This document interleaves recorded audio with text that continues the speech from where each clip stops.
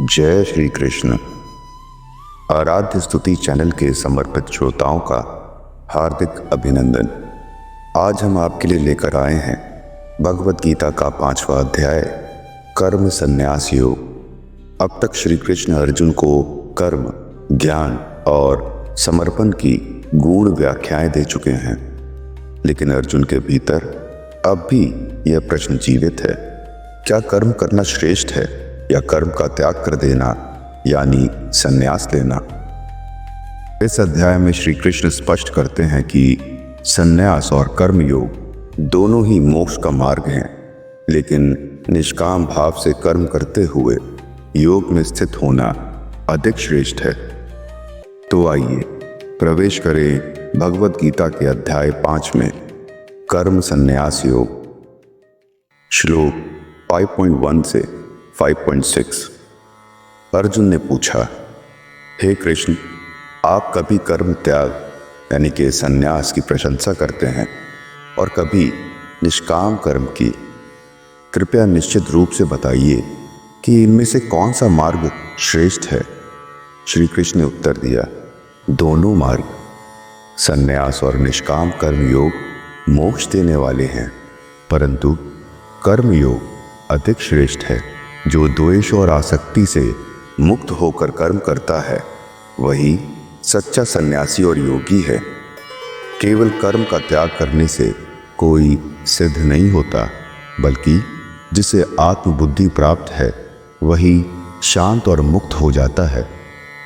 श्लोक 5.7 से 5.12।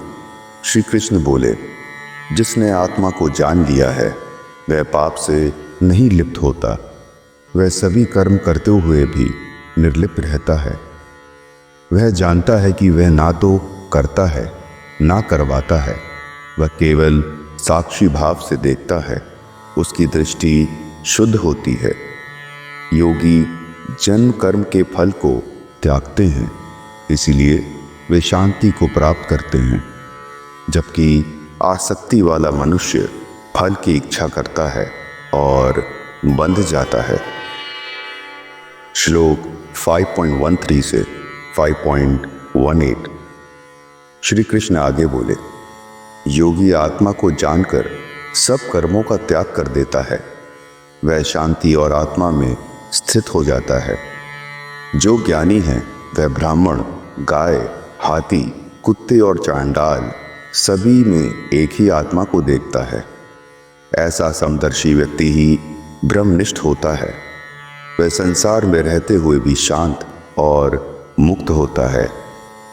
श्लोक 5.19 से 5.23।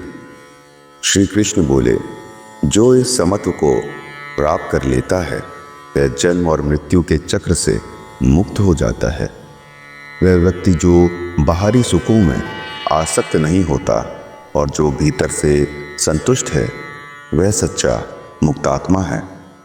सांसारिक सुख दुख के कारण है, बुद्धिमान व्यक्ति उनसे पहले ही बच जाता है। श्लोक 5.24 से 5.26।